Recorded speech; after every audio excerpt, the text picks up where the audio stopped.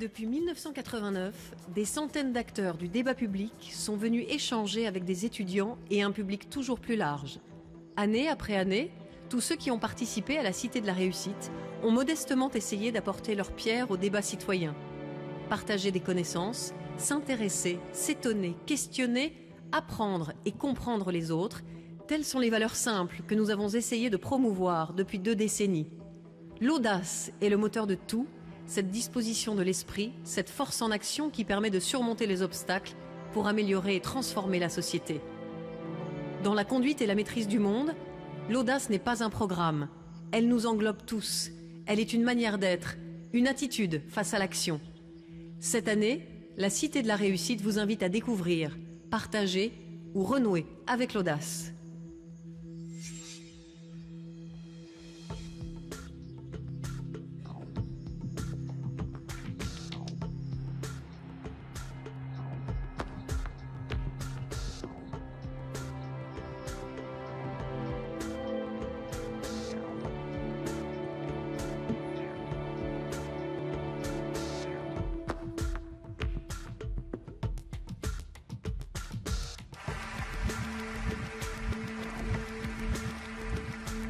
Et bâtir quelque chose ensemble.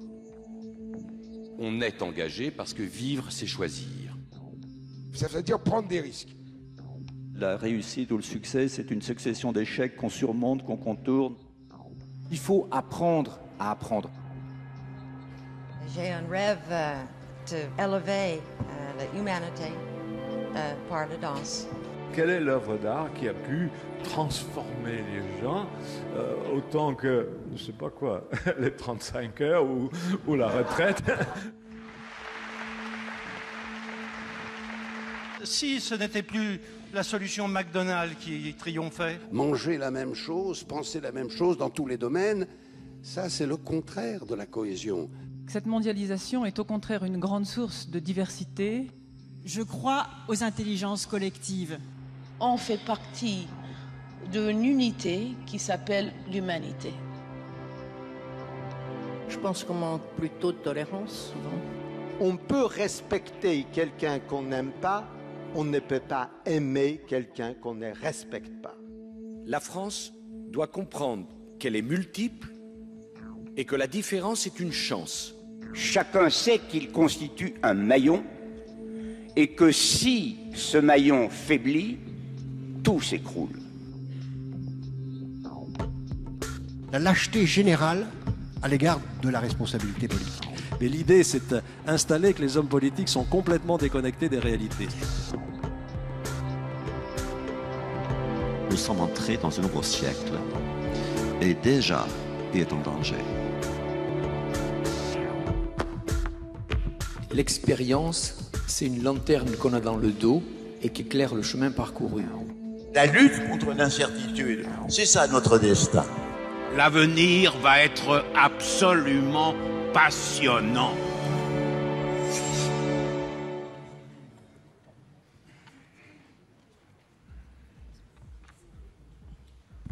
C'était moi, je crois. Bonjour, merci d'être avec nous ce matin.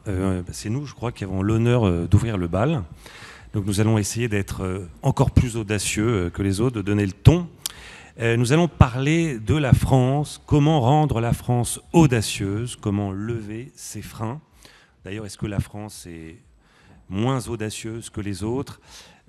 Pour débattre de cette question, j'ai l'honneur donc de recevoir, et nous avons l'honneur de recevoir Marie-France Cohen, qui est créatrice et cofondatrice de Bonpoint et de Merci. Nicolas Bavrez, avocat et essayiste bien connu, qui vient de publier là, il y a quelques mois les Lettres béninoises chez Albin Michel. Francis Charon, qui est directeur général de la Fondation de France, qui a été président de Médecins sans frontières, entre autres. Et enfin, Jean-Michel Blanquer, directeur général du groupe ESSEC, et qui vient de publier un livre passionnant sur les moyens de réformer l'éducation nationale chez Odile Jacob. Alors merci à tous. Alors on va, vous connaissez le principe des rencontres de la Cité de la Réussite. On va d'abord avoir un petit échange avec nos intervenants. Ensuite, nous avons des étudiants qui vont les interpeller sur plusieurs questions. Et enfin, eh bien, vous aurez tout le loisir pendant une demi-heure dans la salle de vous aussi interroger nos invités.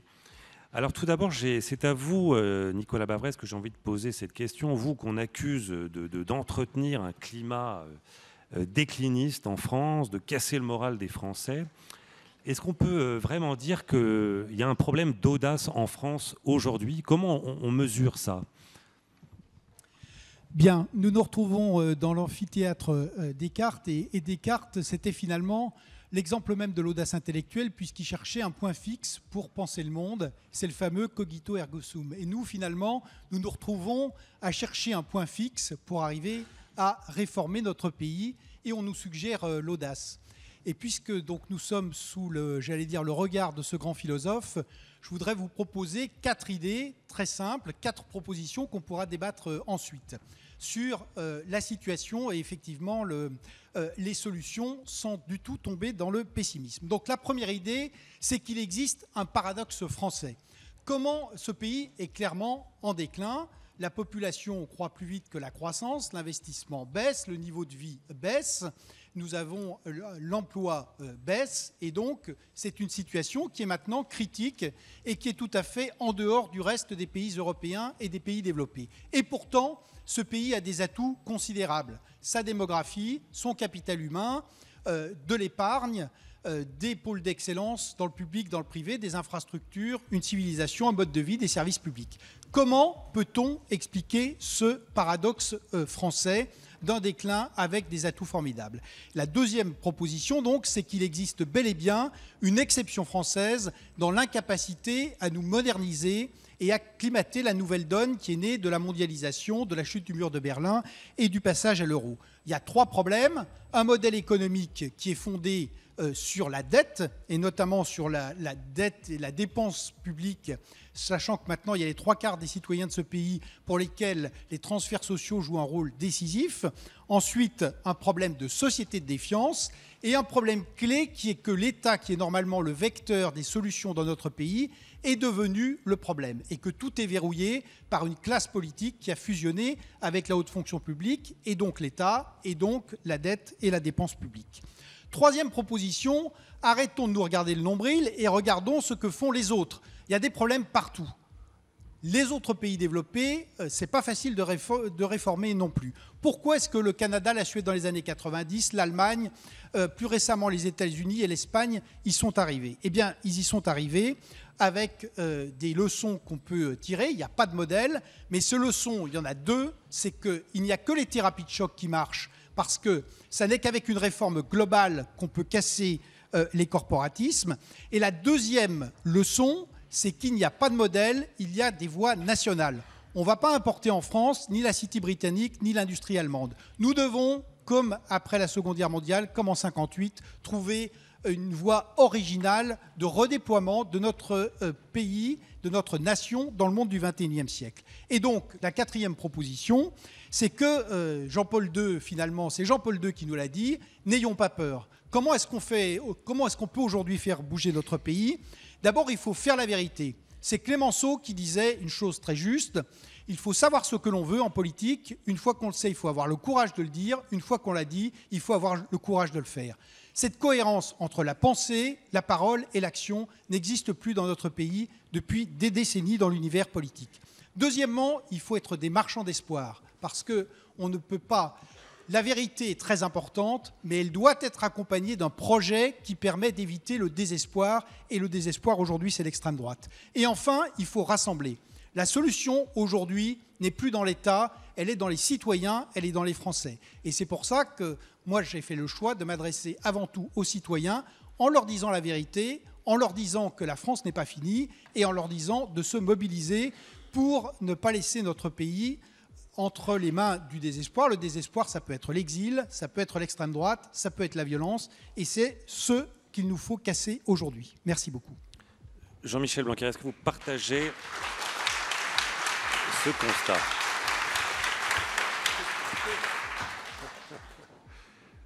Est-ce que vous partagez le constat dressé par Nicolas Bavrez?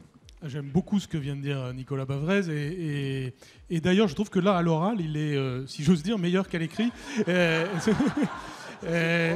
C'est-à-dire, je vous rappelle que le point est présent, donc très je bon vais perdre mon emploi si vous continuez. Je vous conseille de le lire dans le point toutes les semaines. Non, il est très bon. Je m'explique, je le trouve toujours excellent à l'écrit, mais c'est vrai que dans les éditos de Nicolas Bavrez, il y a souvent 4/5 de pessimisme, et puis la fin finit comme on vient de le voir là. Et j'aime mieux cette proportion de ce matin. Mais sinon, c'est son jour d'optimisme. Voilà, c'est ça. Mais il a un jour dans la semaine, c'est le samedi. Je pense que c'est vraiment très bien.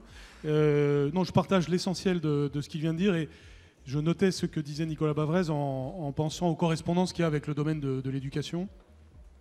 Sachant que l'éducation est probablement le sujet principal par rapport à toutes ces questions, même si l'éducation ne peut produire des effets à court terme et qu'on doit toujours travailler sur la longue durée en ce qui concerne les questions d'éducation.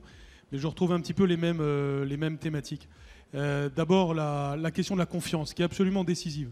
Quand on regarde le système éducatif français, il n'a pas que des inconvénients, loin s'en faut, il a beaucoup d'atouts. Parfois, il a les atouts comparables à des pays qui marchent bien en matière d'éducation. Simplement, il manque la confiance dans le système, il manque la confiance des acteurs entre eux. Par exemple, la confiance de l'école dans les parents, une association plus forte des parents à l'école, une plus grande confiance des professeurs dans les élèves, des élèves dans les professeurs, des élèves en eux-mêmes. Bref, la question de la confiance est une question clé et c'est quelque chose qui ne se décrète pas, c'est quelque chose qui se produit par un certain nombre de méthodes et je reviendrai sans doute là-dessus.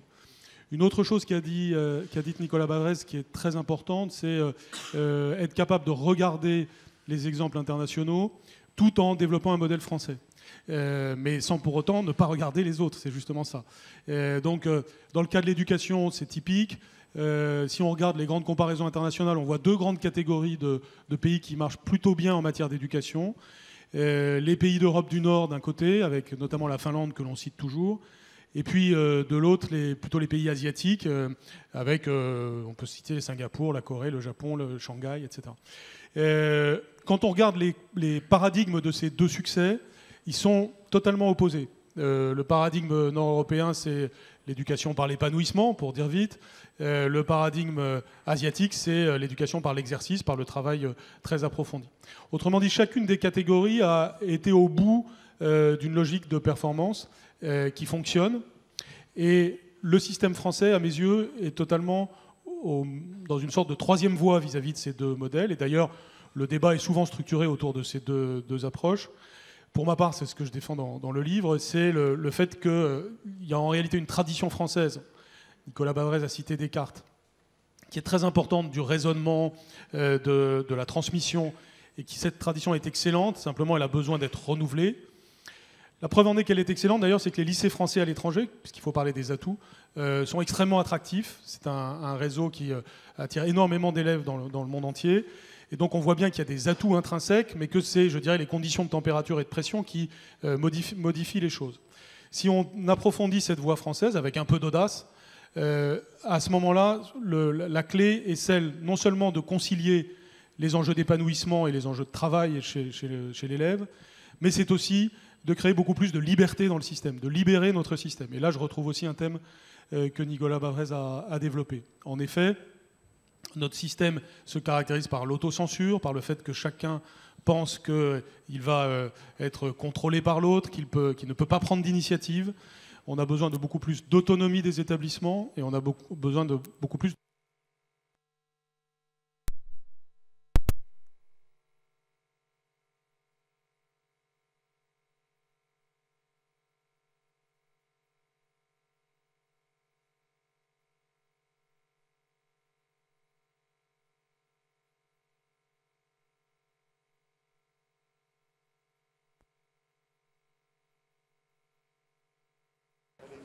J'essaye de parler sans micro ou... Alors je continue, c'est tout. Non, oui ça marche, c'est bon. Bon, bah, c'est quand même mieux avec le micro. Là, je terminerai par ce point-là pour ne pas monopoliser la parole. C'est que, puisque notre thème est l'audace, et que l'enjeu c'est de savoir comparer, regarder pour trouver son propre modèle, et deuxièmement de créer de la confiance par la liberté, je crois que le mot audace nous renvoie à des termes clés comme liberté d'abord, comme savoir prendre des risques, mais aussi savoir travailler plus collectivement. Je pense qu'une mauvaise conception de l'audace, ce serait dire l'audace, c'est la témérité en quelque sorte. Alors que l'audace, à mes yeux, est synonyme de liberté, mais de liberté construite, ce qui est une autre manière de définir l'objectif majeur de l'éducation, c'est-à-dire donner toujours plus de liberté à l'enfant. Ce n'est pas une liberté spontanée, ce n'est pas une liberté consumériste, c'est une liberté construite. Et cette liberté construite, elle vaut pour les individus, elle vaut pour les systèmes. Et elle suppose de ne pas sombrer dans l'individualisme, et on sait bien que c'est une des failles françaises. Autrement dit, l'audace, elle comporte une dimension individuelle, une dimension de liberté individuelle, parce qu'il faut ouvrir des voies, mais elle comporte aussi une dimension collective, c'est-à-dire savoir travailler en commun. Et là, on retrouve aussi les sujets éducatifs, parce qu'il faut que dans l'éducation, nous soyons capables, dès la petite enfance, de transmettre ces éléments-là, c'est-à-dire le sens de l'initiative, et parfois on dit que l'école tue le sens de l'initiative. Donc le sens de l'initiative, d'une part, et l'empathie, la capacité à comprendre autrui pour justement savoir travailler en équipe, prendre des initiatives collectives aussi. Donc cette double dimension me paraît importante, et elle a comme conséquence aussi le développement de méthodes qui permettent l'audace. Dans le cas de l'éducation, je pense que c'est une méthode que j'appellerais virale, c'est-à-dire être capable d'avoir des exemples pionniers qui ensuite montrent le chemin. C'est aujourd'hui ce que j'essaye de faire à l'ESSEC, mais je pense que je le développerai après. Francis Charon, alors vous avez un rapport aux Français qui est spécial. Vous êtes au contact de leur générosité en quelque sorte. Vous êtes dans la philanthropie. Est-ce que vous trouvez, alors on dit que les Français sont très généreux, mais est-ce qu'ils sont moins audacieux? Est-ce qu'il manque d'audace aujourd'hui? Quel constat vous faites? Oui, moi je ne suis pas en contact avec seulement les gens qui ont de la générosité. Je suis en contact avec surtout ce qu'est la société civile aujourd'hui. Et en reprenant des choses qui ont été faites, qui ont été dites, on voit qu'en fait, sur la question comme elle est posée, comment la France, rendre la France audacieuse, c'est un sujet compliqué parce que la France, c'est le grand tout. Comme l'a dit Nicolas Bavrez, c'est la faillite aujourd'hui du politique. Et en fait, on vit avec une France un peu une sorte de tranche napolitaine, c'est-à-dire qu'il y a des gens qui font tourner la France, mais ils la font tourner pas comme la France est. Donc ça complique un peu. Alors, ce qu'on voit, nous, c'est qu'il existe aujourd'hui une France qui est extrêmement audacieuse, extrêmement dynamique, des gens qui ont décidé que de toute façon, on ne pouvait plus attendre rien de personne et que donc la meilleure solution, c'était de se retrousser les manches et de faire les choses. Et on voit une sorte d'individualisme qui passe à une sorte d'individualisme, si j'ose dire, collectif. C'est-à-dire que vous avez une personne au niveau, moi je prends une, mais ça peut être plusieurs, au niveau d'une rue, d'un quartier, d'un pâté de maison, et tout d'un coup, ils ont un problème à traiter, ben, ils se disent on va le traiter. Et ils rassemblent des gens. Et ils commencent à traiter cette question pour des femmes en difficulté, pour emmener des enfants à l'école, pour s'occuper de personnes âgées. Bon, tous les multiples problèmes que vous connaissez de la vie quotidienne, sur lesquels les grands dispositifs, le pouvoir n'a plus d'accès, n'a plus d'accroche.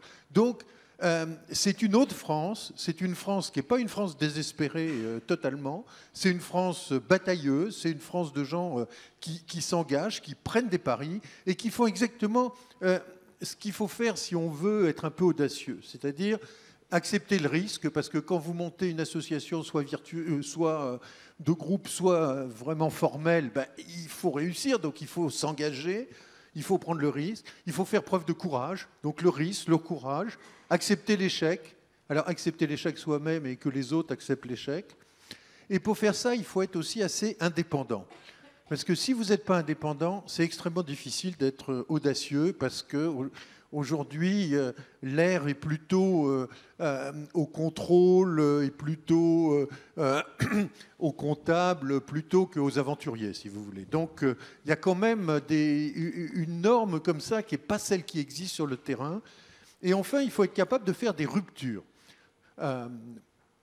Donc Jean-Michel Blanquer, par exemple, qui parlait d'éducation d'où il était avant au ministère. Nous, on a travaillé avec lui, et le ministère, de façon très extraordinaire, si j'ose dire, a fait une rupture.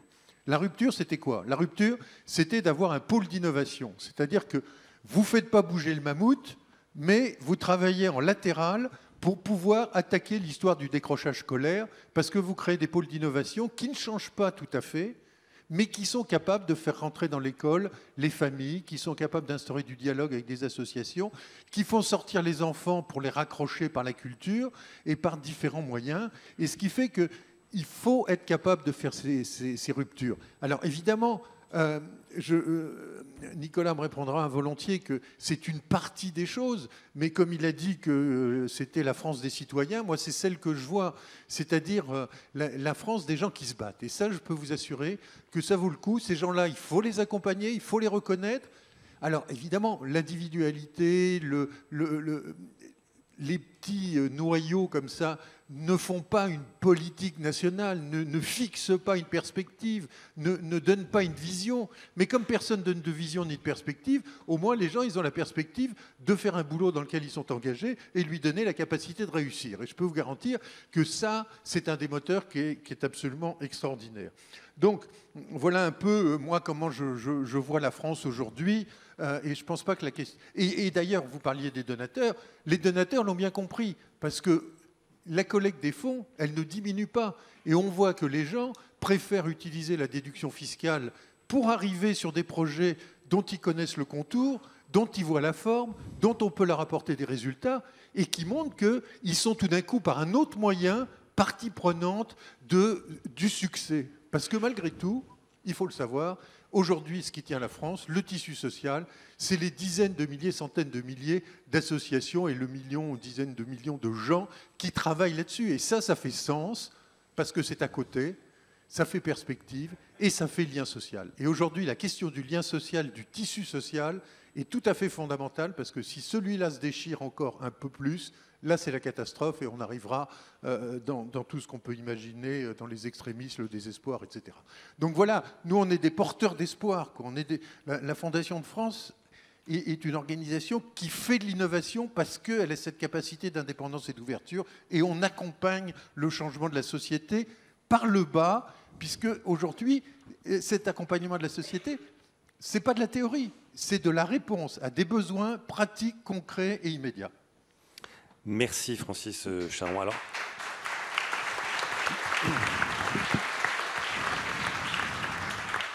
Alors, cette France audacieuse, innovante, que vous avez tous vantée là, dans vos préambules, on en a un bel exemple avec nous. Aujourd'hui, Marie-France Cohen, vous avez créé des entreprises, vous créez des concepts innovants. Est-ce que vous diriez, comme un peu l'a dit Francis Charon, que la société civile aujourd'hui en France est plus audacieuse que la classe politique ou les élites? Pour rebondir sur ce qui vient d'être dit, je fais partie des vrais gens qui font des petites choses, c'est l'effet papillon.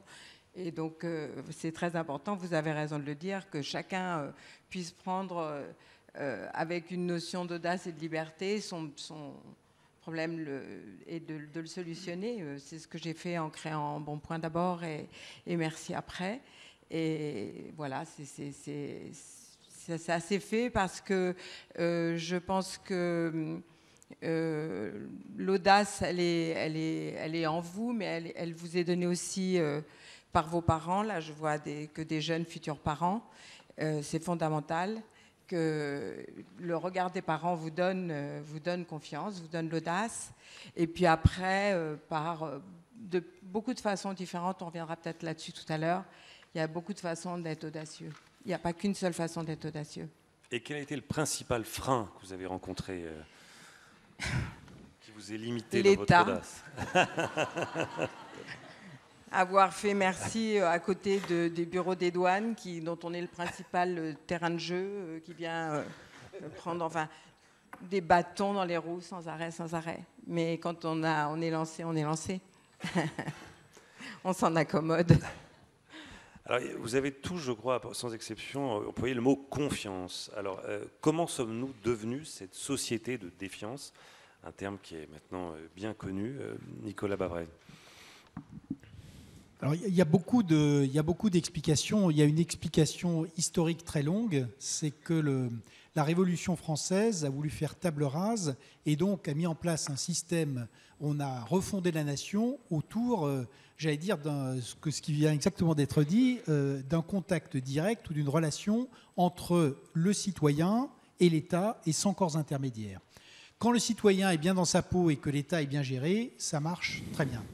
En revanche, quand on a des crises comme celles qu'on vit en ce moment, qui sont non seulement des crises économiques, mais des crises écologiques, des crises financières, des crises politiques avec la montée des extrémismes, des crises existentielles et nationales, ça devient compliqué parce que les corps intermédiaires, c'est ce qui permet à la fois de désamorcer la violence et puis de faire passer le changement. Quand on regarde l'Angleterre du 19e siècle, Marx a raison. Normalement, on doit avoir une révolution marxiste quand on regarde le degré de misère et de violence de la révolution industrielle. Et c'est tout. Les paroisses, les sectes protestantes, les clubs de foot, les syndicats, tout ça a désamorcé la violence et permis à l'Angleterre du 19e de se réformer au lieu d'enchaîner les révolutions, ce qui aurait dû être le cas. Chez nous, donc, ça ne se fait pas comme ça. Et puis, par ailleurs, l'expérience récente, c'est ce que je rappelais, c'est que à partir de 1945, la modernisation est beaucoup passée par l'État. Il y avait les grandes politiques publiques, il y a eu les hauts fonctionnaires, il y avait les grands organismes publics de recherche, il y a eu les grands programmes, le nucléaire, le téléphone, l'aéronautique. Et aujourd'hui, on est dans un monde qui s'est inversé pour deux raisons. D'abord, le monde a changé. C'est la société ouverte, c'est la mondialisation. Les États n'ont même plus le monopole de la violence. Il suffit de regarder le terrorisme. Donc, ils sont contournés par le haut, par les marchés, par toute la mise en route de cette société internationale. Et ils sont contournés par le bas, par les régions, par les acteurs économiques et sociaux. Donc, premièrement, l'État ne peut plus y arriver tout seul.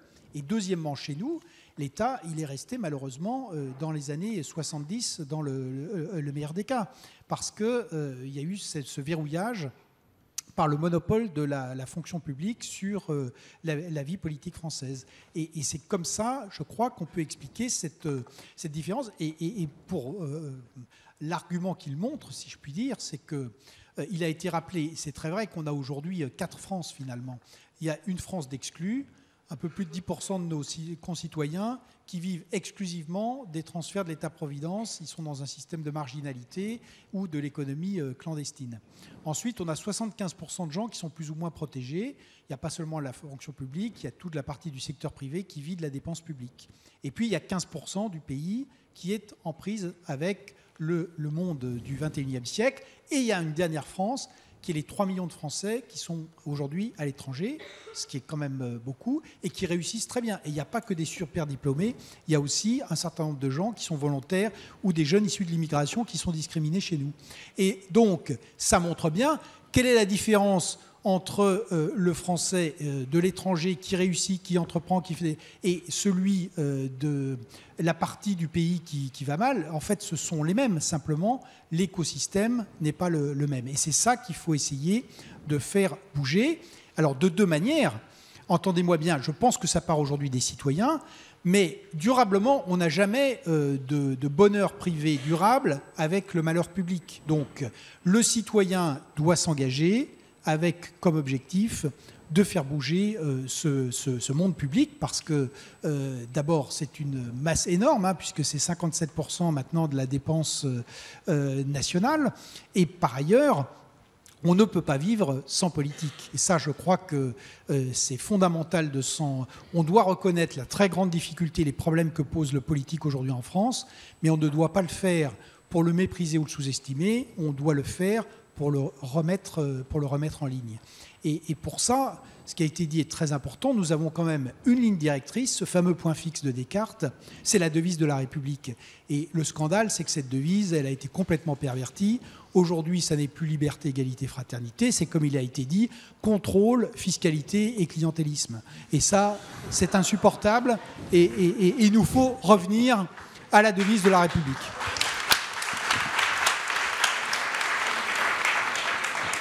Jean-Michel Blanquer, est-ce que notre système éducatif n'est pas le producteur numéro 1 de cette défiance?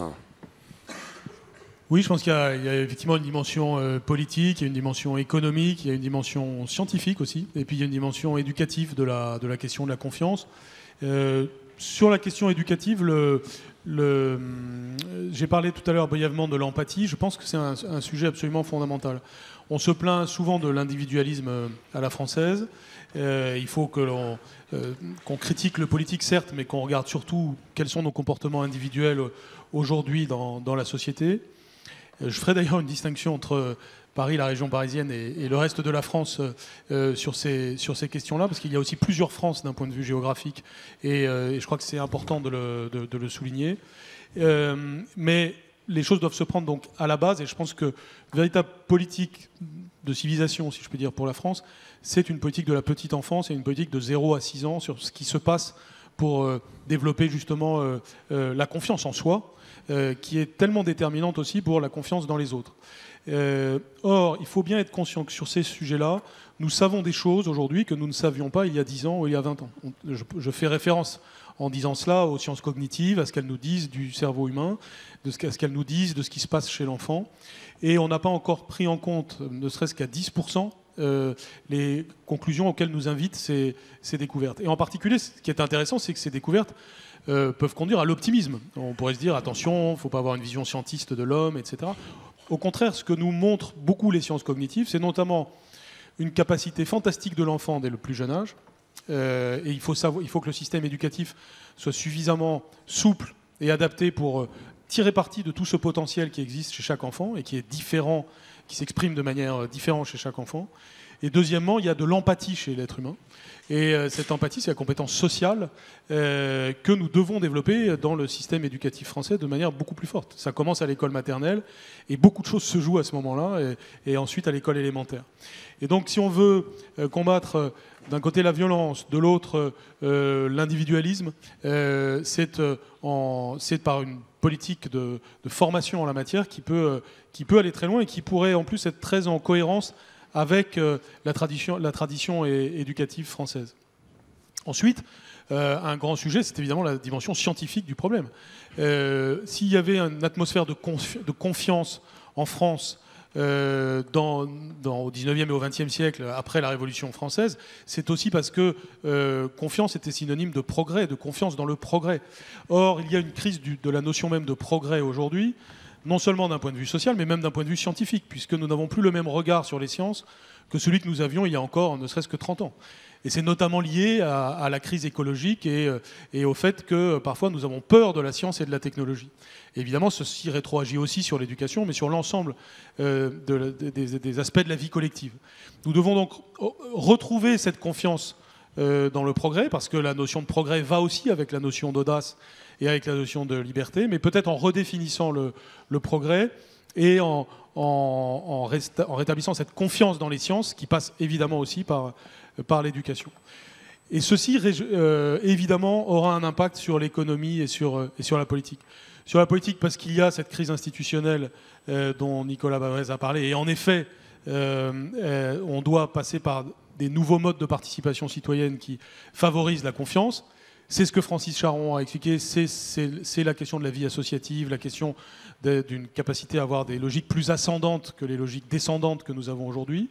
Et donc que nous cessions d'être dans une relation puérile avec l'État, parce que nous critiquons facilement l'État, mais au fond l'État c'est nous, si j'ose dire. C'est-à-dire c'est nous qui fabriquons du politique, et c'est nous qui devons nous prendre en main d'un point de vue politique pour définir ce que nous voulons sur le plan collectif, et ça englobe évidemment les collectivités locales, les formes associatives, etc.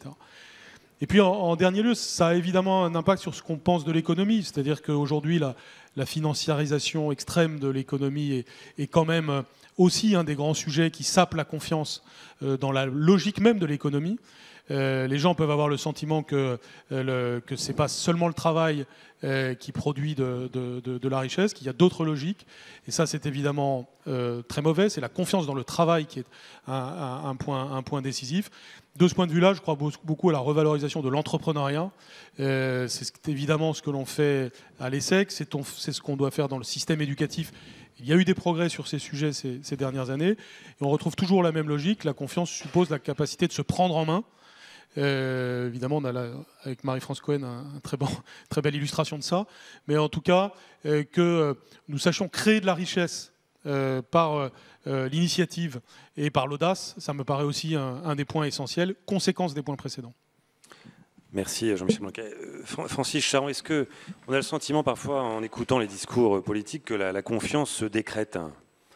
Est-ce qu'elle se décrète vraiment ou comment on la... Ce serait facile, il n'y aurait qu'à publier un décret, donc, mais je ne l'ai pas encore vu, ça me paraît un peu compliqué. Non, je voudrais revenir sur ce que vient de dire Jean-Michel, c'est sur la question de l'éducation. Moi, je suis extérieur à l'éducation, bien évidemment. Mais ce qu'on voit à travers l'expérience qu'on a de la Fondation de France depuis 15 ans pour avoir travaillé vraiment sur l'éducation, c'est comme le reste, c'est-à-dire une mauvaise adaptation entre le central et le périphérique. Alors vous avez des endroits où on peut faire des choses, d'autres on ne peut pas les faire. Mais ce qui me frappe beaucoup, c'est que, et ça vous le savez, on est dans une France qui est une France intellectuelle. D'ailleurs, la référence à Descartes montre bien qu'on a des ancrages où on est ici, c'est la cité de la réussite à la Sorbonne, hein, elle n'est pas dans l'amphi de l'UAP, donc pas de l'UAP, mais bon, elle n'est pas dans un amphi de, vous voyez, j'ai un peu de passéisme, mais elle n'est pas dans un amphi d'une tour. Ça veut dire, on est vraiment ancré sur cette question du savoir. Et en fait, ce qu'on essaie de faire, c'est de la transmission du savoir au lieu de faire de la transmission du savoir-être. Et aujourd'hui, dans les écoles, dans les petites écoles, vous le voyez dans d'autres pays, alors je prends les États-Unis parce que c'est ce qui est le plus frappant, mais les mômes, on leur donne des responsabilités, on leur demande de monter une association, de faire des projets, ils sont responsables, s'ils se plantent, ben ils se plantent et puis on recommence. Et ils n'ont pas cette notion toujours suspendue au-dessus de la tête de la sanction. Et je crois que cette notion de savoir-être, et je voyais dans les projets qu'on a soutenus, on soutenait des profs qui faisaient des rencontres à l'intérieur de l'école pour traiter les problèmes de violence, c'est-à-dire mettre les enfants ensemble et leur dire, bah, écoutez, il y a ce problème, réunissez-vous, essayons de voir comment on peut le résoudre par le dialogue et non pas par le coup de poing et non pas par la violence, etc. Donc c'est une philosophie qui est très différente de celle qui nous a été inculquée. Moi je suis universitaire comme la plupart d'entre vous ici. C'est une philosophie qui nous a été inculquée qui est très différente de celle dont on a besoin aujourd'hui. Parce que la question du savoir pur, la connaissance, je veux dire, aujourd'hui, elle est beaucoup dans Internet, il y a des choses dont on n'a plus besoin d'empiler dans sa tête. On a besoin de faire la relation entre les connaissances, du moins, je sais pas. Et cette relation entre les connaissances, c'est une forme de travail différente. J'ai vu des endroits où les étudiants, ils avaient du moins les élèves, on leur donnait un programme sur TED ou sur autre chose et on leur disait, lundi, on va parler de ça, plutôt que de leur rentrer tout dans la tête. Et à partir de ça, on change le dialogue. Et cette question du changement, elle est tout à fait importante parce que ce que je vous racontais tout à l'heure sur les initiatives locales, moi je vois des députés en permanence pour essayer de protéger les mesures fiscales, pour essayer de faire avancer tel ou tel problème. Et quand je les vois comme, non pas députés, mais comme élus locaux, ce qui est un peu la même chose, mais pas tout à fait pareil, ils n'ont pas le même regard. Alors c'est bizarre parce que c'est des gens... Quand ils rentrent chez eux, ils voient bien que la moitié de la ville est fermée avec des rideaux de fer à vendre, à louer, etc. Mais quand ils viennent au Parlement, ils prennent des mesures qui n'ont rien à voir avec ce qu'est la vie quotidienne. Et en fait, on est aussi obligé, auprès de tous les parlementaires, auprès de tous ceux qui nous dirigent, de leur dire mais il y a une relation entre ces choses-là. Tous ces gens, d'ailleurs vous nous demandez de les aider, tous ces gens qui sont là sur le terrain en train de se battre, c'est à vous de les aider. Nous, on ne fera jamais de politique. Et l'argent qu'on injecte dans la philanthropie, on va dire, au total, c'est quelque chose comme 3 milliards d'euros. C'est-à-dire rien du tout par rapport à tous les budgets de l'État. On est vraiment en raccord. On est là pour être dans les interstices. Et c'est justement ça. Aujourd'hui, la vie de la France, c'est la vie des interstices. Et c'est celle-là qui nous permettra très certainement de développer les choses. Je vous rappelle quand même que on finit l'époque du baby-boom, c'est-à-dire le nombre de personnes qui sont à la retraite, bien portants, intelligents, bien formés, sont des gens qui se répandent partout en France pour faire des mouvements associatifs, pour engager des actions. Et donc, c'est des citoyens. C'est un volume qui n'est pas totalement négligeable. Donc, revenons de la partie de la base vers la politique, comme le dit Jean-Michel, parce que c'est vrai que ce n'est pas à nous de faire la politique de la France. Voilà. Donc, cette notion de regard différent, c'est beaucoup plus facile, si j'ose dire, de monter une start-up parce qu'on parle de zéro. Alors, c'est difficile sur le plan économique, il faut se battre, quoi. Mais c'est difficile, c'est facile parce qu'on part avec des nouveaux concepts. Faire changer une entreprise ancienne, faire changer une société, faire changer des choses où il y a des traditions, faites une réforme aujourd'hui dans une entreprise, c'est compliqué.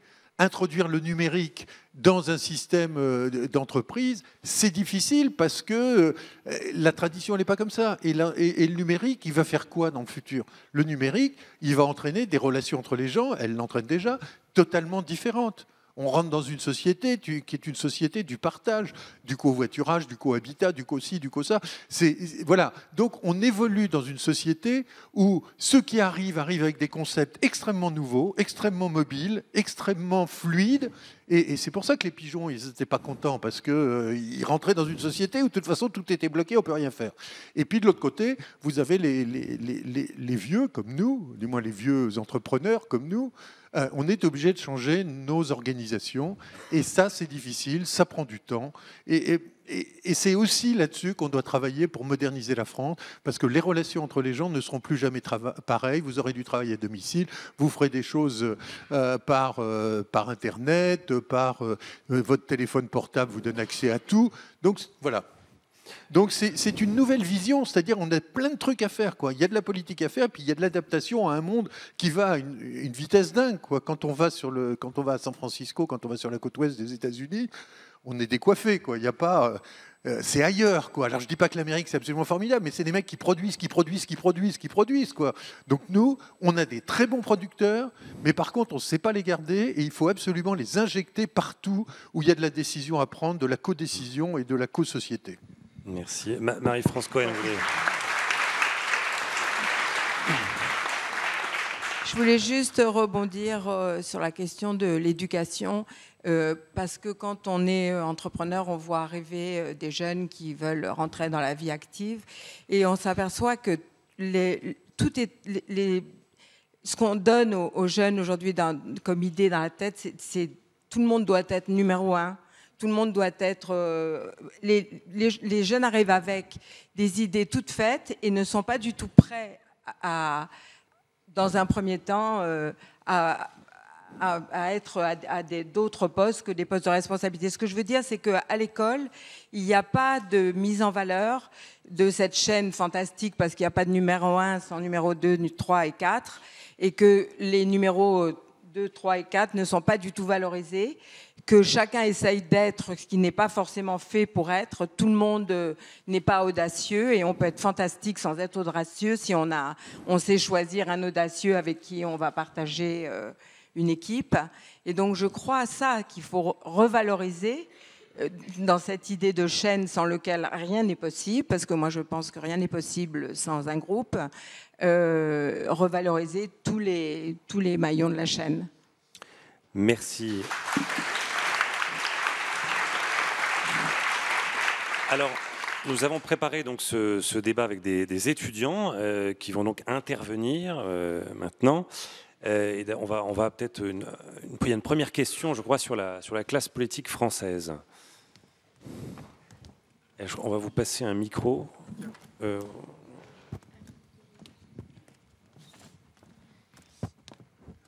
Alors, ça marche ? Oui, alors moi j'aurais une question justement, comme vous venez de l'évoquer, sur la torpeur dans laquelle la classe politique française semble être plongée aujourd'hui. Je voulais savoir s'il s'agissait, si vous l'interprétez plus comme un manque d'audace individuelle de ces personnes politiques, ou est-ce que c'est un système global qui limite, qui laisse peu de place à l'audace collective ? Qui veut répondre ? Nicolas Bavrez.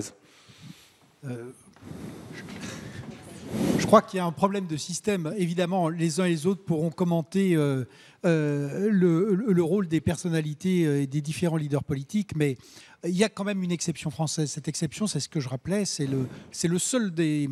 Normalement, dans des démocraties, il y a toujours une forme d'oligarchie, mais ce sont des oligarchies qui sont plurielles, si je puis dire. C'est-à-dire qu'on ne retrouve pas les mêmes gens dans la politique, dans l'administration, dans les médias, dans l'économie, dans la culture.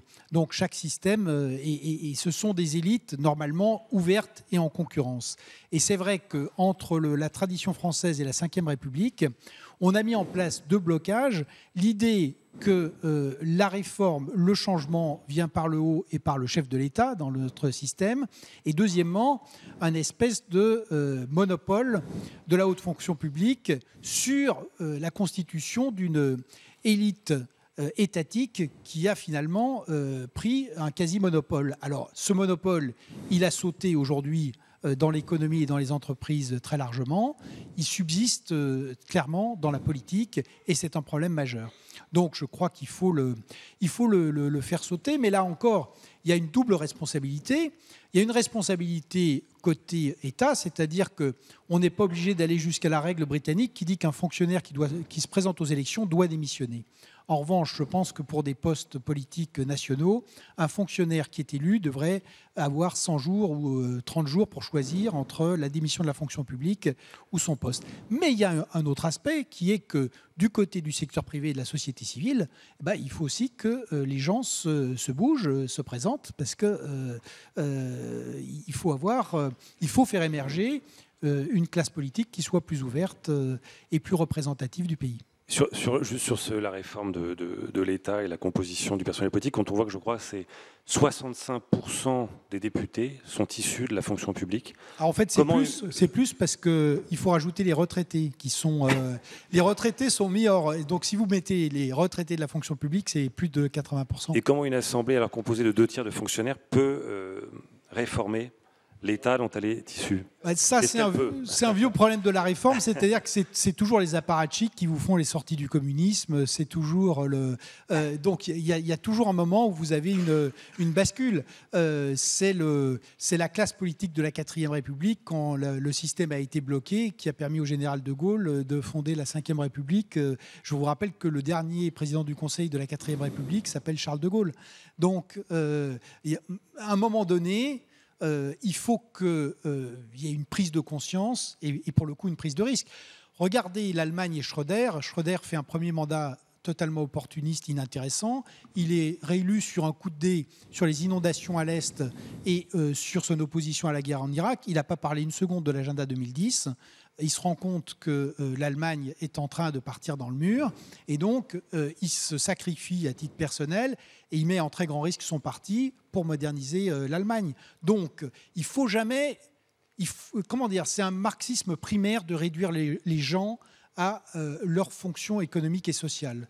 Il faut savoir que, heureusement, dans la vie en général, dans la vie économique ou dans la vie politique, vous avez des gens, des leaders qui sont capables de prendre des risques et de casser un certain nombre et d'aller contre leur intérêt personnel de temps en temps pour l'intérêt général. Alors, ce n'est pas le régime de croisière, mais ça arrive de temps en temps dans l'histoire. Et on est dans un moment où il faut que ça arrive parce que la France est maintenant vraiment en très grand danger. Donc, si on ne bouge pas dans les 5 ans qui viennent, les choses vont se passer extrêmement mal. En même temps, elle a ce privilège des grands pays développés, ce qu'on a vu avec les autres, c'est-à-dire qu'il y a tellement de richesses, d'atouts, de capital immatériel que si vous vous mettez en mouvement, vous faites le retournement en 2 ans et vous avez des progrès très marquants et significatifs en moins de 5 ans.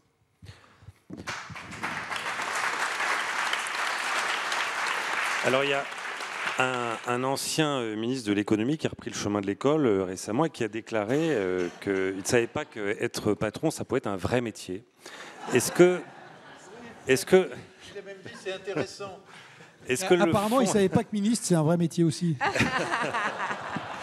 Est-ce que le principal frein à l'innovation, il n'est pas là? La méconnaissance totale de la classe politique, du monde de l'entreprise C'est une méconnaissance totale, pas seulement des politiques. C'est que, en fait, si vous voulez, le tissu des patrons, des petits patrons, moyens patrons et grands patrons, ils sont font tourner leur machine comme ça, envers et contre tous. C'est vraiment... Il n'y a aucune aide, enfin, je veux dire. Bon, nous, on n'en a jamais demandé d'aide, parce que quand vous êtes entrepreneur, vous ne commencez pas par faire un dossier pour trouver de l'argent et tout. Vous entreprenez et c'est bon. Mais c'est clair que, quand je vous disais tout à l'heure, on n'y a que des bâtons dans les roues, mais que des bâtons dans les roues. Tout. J'ai des fils qui sont entrepreneurs, je ne peux pas vous citer le nombre de freins sans arrêt à l'innovation et à la... Donc, bon, je pense que ça muscle. Je pense que les jeunes patrons, ça les muscle. Non, c'est vrai. Oui. Juste sur ce que vous venez de dire, là, la question qui est une des questions aussi autobloquantes de la société, alors moi je glisse un peu hors du politique parce que on connaît le problème, on sait que c'est difficile, on ne va pas faire du politique bashing parce qu'il ne faut surtout pas faire ça parce que le populisme est quand même un travers très dangereux. Je crois que les politiques, on en a besoin. La seule chose, c'est qu'il faut qu'ils évoluent avec la société. Ce qu'on voit, la question des blocages dont on parlait, vous le trouvez dans l'entreprise, mais on le trouve partout. C'est-à-dire qu'aujourd'hui, on est massacré par les normes. Et cette question des normes, ce n'est pas seulement des questions fiscales et juridiques. Nous, on a des projets qui sont des projets d'éco-habitat participatif, d'auto-réhabilitation, des voies qui sont des voies nouvelles, mais on ne peut pas faire ça parce que tout d'un coup, il y a une norme qui vous empêche de faire une construction différente. On va y revenir parce qu'il y a une question des étudiants là, sur les normes et les principes de précaution et autres. Je reviendrai. Il y avait d'abord une question sur un sujet là, qui vous tient à cœur, c'est la question de l'éducation qui va vous être posée. Pardon, présentez-vous à chaque fois, j'ai oublié la première intervenante. Alors, bonjour. Charles Puech, étudiant à Paris 1. Donc vous n'êtes pas étudiant avec Arnaud Montebourg, hein, non, on précise. Pas tout de suite, ni ministre de l'économie. Vous avez abordé le point important qui est l'aspect de l'éducation dans l'audace, également au niveau de la prise de risque. Si on peut dire qu'être audacieux, c'est prendre des risques. Alors ma question est la suivante. Est-ce que l'audace est une valeur qui peut s'enseigner si elle n'est pas innée ? Et d'autre part, peut-on donc apprendre à prendre des risques et donc à être audacieux ? Alors, qui veut répondre ? Jean-Michel Blanquer, peut-être, et Marie-France Cohen ? Je pense que d'abord, on apprend toute la vie, et donc on doit apprendre à être audacieux toute la vie. Alors, chacun, en plus, peut être audacieux d'une manière différente. On est tous avec des caractères dissemblables, et c'est une bonne chose. Et donc, il n'y a pas un modèle d'audace. Mais je pense que apprendre à être audacieux, c'est quelque chose qui en effet se réalise à tous les âges de la vie. Je ne reviens pas sur ce que j'ai dit sur les 0-6 ans, mais en réalité c'est le point fondamental. Ensuite, plus âgé, je pense que, c'est-à-dire notamment par exemple à l'âge du collège, c'est la question d'être capable de travailler à plusieurs, et la question d'avoir confiance en soi qui est absolument décisive et qui est génératrice d'audace.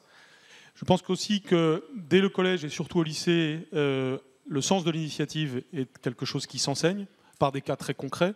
On peut simuler des créations d'entreprises, on peut s'engager dans la vie associative, on peut valoriser cela. Ça se passe, hein. On n'est pas à zéro sur ce sujet, mais on peut faire beaucoup plus. Et apprendre à l'élève à être beaucoup plus autonome dans toutes les dimensions de sa vie est évidemment quelque chose de très important. D'ailleurs, quand on le fait peu, eh bien, ça se passe autrement et plus mal par d'autres biais. D'une certaine façon, les phénomènes de violence, les phénomènes de gang, les phénomènes de trafic sont des phénomènes qui sont malheureusement des phénomènes de sens de l'initiative, si je puis dire, non canalisés, alors que l'institution éducative doit passer du bon côté des choses et montrer qu'on peut avoir de l'audace, qu'on peut avoir du sens du collectif.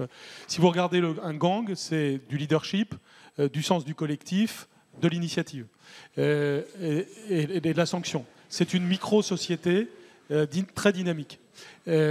Pourquoi ? Parce qu'on a laissé le dynamisme s'exprimer d'une autre façon.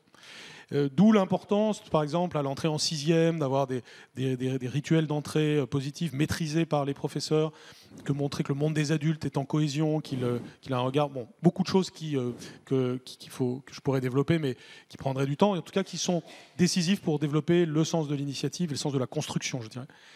Et puis, ultérieurement, et là je parle pour l'enseignement supérieur, Je pense que le sens de l'initiative et donc l'audace, le sens de l'entreprise, en effet, peut s'apprendre. D'abord parce qu'une certaine culture générale, une certaine maîtrise des savoirs va dans le sens de l'initiative et de l'audace. C'est-à-dire si on a une compréhension de la complexité du monde, on est plus en situation d'être audacieux, parce qu'on va savoir jouer sur beaucoup de facteurs. Quand on est entrepreneur, c'est jamais sur la base d'un seul savoir, c'est sur la base d'une capacité à maîtriser beaucoup de choses. C'est donc la notion de complexité qui est très importante. Je dis, on vient de sortir un MOOC sur la complexité à l'ESSEC avec Edgar Morin, qui est fait avec Edgar Morin et des professeurs de l'ESSEC. Tout le monde peut le regarder. J'imagine qu'il y a des gens dans la salle qui sont abonnés à ce MOOC. C'est gratuit et ça prend 3 clics. Et ça permet d'avoir cette appréhension de ce que signifie la complexité dans le monde d'aujourd'hui, donc pour la maîtriser et prendre des initiatives.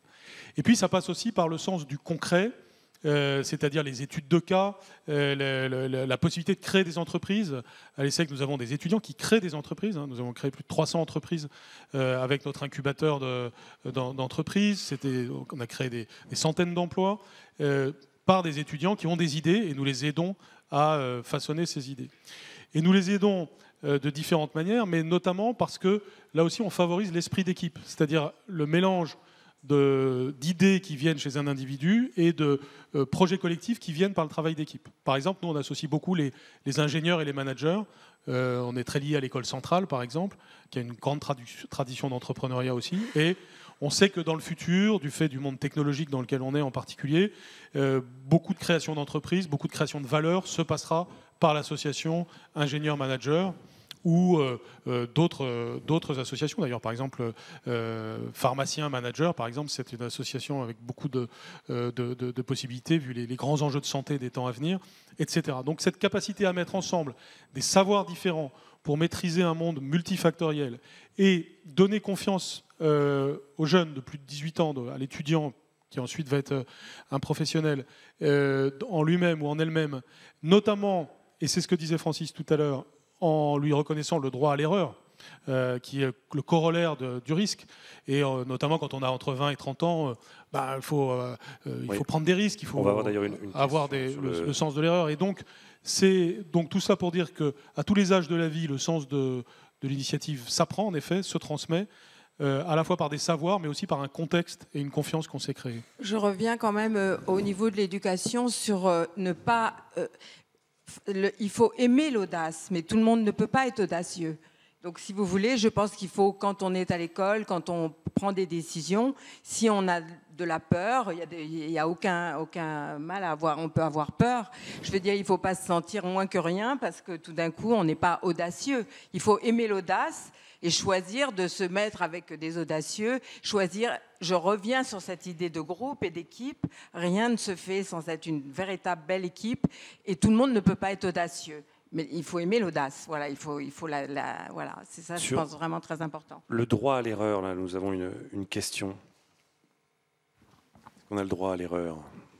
Bonjour, je m'appelle Gwendoline Knibuller, je suis étudiante en droit à Assas et en histoire de l'art à la Sorbonne. Et je voulais commencer par une citation de Winston Churchill qui a dit « Success consists of going from failure to failure without loss of enthusiasm ». Pourtant, en France, loin d'être perçu comme constructif, l'échec est perçu comme définitif. Le principal frein bloquant l'audace de la France, est-ce que ce ne serait pas un état d'esprit fataliste face à l'échec? Comment convaincre les Français que l'échec rend plus fort? Comment faire naître en eux la conviction qu'on peut toujours se relever? Qui veut répondre? Pardon, non, mais je crois que c'est tout à fait juste. Chacun sait qu'en moyenne, dans les entreprises qui réussissent dans la Silicon Valley, elles réussissent la 3e fois, c'est-à-dire qu'il y a eu 2 échecs, auparavant. Et c'est vrai que notre société et le système éducatif en particulier, ça a été rappelé. Si on reprend la comparaison avec le Royaume-Uni, qui est toujours fascinante, parce que depuis Montesquieu, c'est vrai que c'est 2 pays qui sont très très proches, à peu près la même population et très exotiques l'un par rapport à l'autre. Donc le Royaume-Uni, c'est une vraie démocratie avec une société qui est restée en réalité une société de classe et qui a gardé son aristocratie. La France, c'est pas vraiment une démocratie, mais elle est restée, non parce que c'est un système très peu libéral, et elle est restée par bien des aspects une société d'ordre. Simplement, on a changé d'aristocratie en la mettant du côté de l'État avec les concours et les normes. Et donc, il y a cet aspect qui démarre avec le système éducatif, mais qu'on retrouve ensuite avec les concours, par exemple, et qui se prolonge avec les statuts, la hiérarchie des entreprises. Le fait, par exemple, quand on compare avec une entreprise allemande, que dans les entreprises allemandes, vous avez des gens qui ont démarré comme apprentis. Alors, il y avait un cas chez nous qui ressemblait à ça, qui était Christophe de Margerie chez Total. Malheureusement, il a disparu tragiquement. Et vous voyez que dans les entreprises françaises, très souvent, vous aviez des espèces de strates et avec des murs, et qui ne s'appliquent pas qu'aux femmes, mais qui s'appliquaient avec cette idée que c'est resté une société d'ordre. Donc c'est vrai que nous sommes dans un pays où l'échec est mal accepté et où il était même sanctionné juridiquement, puisque vous savez que traditionnellement, quand on faisait faillite en France, généralement vous étiez poursuivi par la Banque de France, par les tribunaux, et qu'une fois que vous aviez fait cette expérience une fois dans votre vie, généralement vous aviez assez peu de chance, si je puis dire, de tenter une deuxième chance. Voilà pourquoi aujourd'hui on essaye progressivement de faire bouger les choses. C'est une des raisons pour lesquelles beaucoup de jeunes vont précisément tenter des expériences à l'étranger. Je crois quand même que c'est en train de bouger. Comme je l'ai dit, le monde de l'entreprise française a beaucoup bougé, il s'est internationalisé, il s'est ouvert. Et donc, on a fait des progrès, mais il en reste beaucoup à accomplir. Avant, vous étiez sanctionné, maintenant vous êtes récompensé par des stock options. Pour aller juste prolonger encore un petit peu, est-ce que Nicolas Bavrez a parlé de société d'ordre, le fait aussi que la rente de situation soit aussi prédominante en France, c'est pas décourageant? Est-ce que ça annule pas, ça détruit pas l'audace? D'abord, évidemment, les rentes de situation sont préjudiciables à l'audace. Je vais y revenir là-dessus une seconde, si vous voulez. Mais avant, sur la deuxième chance, je crois que pour reconnaître la deuxième chance, il faut déjà reconnaître la première chance. C'est-à-dire qu'il faut déjà que la société française accepte le succès. Et ça, dans notre société, on a un problème avec la réussite, le succès. Et donc, quand vous valorisez le succès, évidemment, après, c'est plus facile d'avoir un échec et puis ensuite de commencer à voir que vous pouvez recommencer quelque chose. Donc ça doit vraiment être présent à l'esprit. Sur le poids des rentes dans la société française, est-ce que c'est un frein à l'innovation, à l'audace? Écoutez, les situations en tout cas les situations de monopole sont des situations qui sont des freins très, très importants à l'audace, parce que chacun construit autour de sa situation de monopole un mur. Nous, on a un exemple qui est un peu idiot, mais bon, c'est un petit exemple. À la Fondation de France, quand je suis arrivé vers les années 90, on était en situation de monopole. Et moi, qu'est-ce que j'ai vu? Je venais de Médecins sans frontières, qui était une organisation qu'on avait fait dynamique. Qu'est-ce que je vois? Je vois une organisation en situation de monopole dans un monde qui bouge. Donc, évidemment, il fallait casser le monopole. Et on a passé quelques années à casser notre monopole pour pouvoir élargir le marché, si j'ose dire, de la philanthropie, pour se trouver en face de collègues qui étaient très dynamiques, donc d'avoir des collaborateurs qui étaient beaucoup plus actifs et d'avoir la possibilité de se mettre en position de création. Parce que c'est ça, en fait. C'est les situations de rente, ce n'est pas des situations de création. Et aujourd'hui, faire d'être de l'audace, c'est d'abord pas trop avoir peur, c'est de prendre des décisions. Et prendre des décisions, tout le monde ne prend pas des décisions, ça peut donner. Deuxièmement, c'est de pouvoir s'engager vers des nouvelles voies dans l'indépendance dont je parlais tout à l'heure, d'ouvrir des champs nouveaux. Mais comment vous voulez, quand vous êtes en situation de monopole ou en situation unique, d'ouvrir des champs nouveaux? Quel est votre intérêt? On le connaît en France, hein. On pense que les entreprises ne pourront jamais disparaître. On connaît la SNCM, on connaît d'autres entreprises. Et donc, on se dit, on va tenir, ou en tout cas, l'organisation sociale de ces entreprises va chercher à tenir jusqu'au bout, puis un jour, ils s'aperçoivent que ça casse, et à ce moment-là, on hurle parce qu'il y a 6 000 chômeurs dans la rue, ou 20 000 chômeurs, ou 500 même, où les présidents de la République se déplacent pour 500, alors qu'en fait, on n'a pas anticipé ces changements. Et ça, c'est extrêmement important. Il faut absolument casser ça. Nicolas parlait de Marjorie, c'est tout à fait intéressant. C'était un chef d'entreprise qui était un visionnaire, c'était pas un gestionnaire. C'était un visionnaire. Il y a un de ses collaborateurs qui s'occupe des énergies nouvelles, qui a acheté SunPower aux États-Unis il y a un certain nombre d'années. Et puis il se trouve que SunPower, c'est une immense usine, c'est une usine à fabriquer des panneaux solaires. Et puis tout d'un coup, c'est l'époque de la faillite des panneaux solaires parce que les Chinois ont mis du panneau solaire à bas prix partout. Chute de la bourse. Ils avaient acheté 10 €, c'était descendu à 2. Donc petit flottement quand même. Eh bien, Marjorie, il a dit, pas du tout, c'est une énergie d'avenir, on va traverser la tempête, le cap, il est là, on passe la tempête, et aujourd'hui, c'est à 14 ou 15 €, et c'est une énergie alternative qui est une énergie extrêmement prenante. Donc, le boulot qu'on a de chef d'entreprise, parce que moi aussi, j'ai une entreprise avec 170 personnes, même si elle est philanthropique, c'est d'avoir un cap, c'est de dire, voilà, et c'est ça qu'on va changer, et on va traverser de la tempête. Et si on ne change pas ça, on va se planter. Si on le fait, on prend des risques. Si on ne le fait pas, on ne prend pas de risques parce qu'on est sûr de défaillir. Et donc ça, il n'y a que les gens qui ne sont pas en situation de monopole qui peuvent le faire. Alors on a une question précise sur la place de l'entrepreneur dans la société française et son image. Oui. Donc oui, comme vous disiez, l'entrepreneur, Madame Cohen, vous savez bien de quoi on parle, comment est-il perçu par la société, quelle place occupe-t-il et quel rôle lui donne-t-on aujourd'hui? L'entrepreneur a changé d'image parce que dans le temps, si vous voulez, je parle des petites et moyennes entreprises, hein, je ne parle pas des grands consortiums. L'entrepreneur a complètement changé d'image. Maintenant, le patron, si vous voulez, c'est devenu le patron du CAC 40. Finalement, tout le monde est mis dans le même bain. Si vous voulez, vous voyez arriver des gens qui veulent travailler dans votre entreprise, qui vous perçoivent presque comme un ennemi déjà dès le départ, alors que rien ne peut se faire dans ces conditions-là.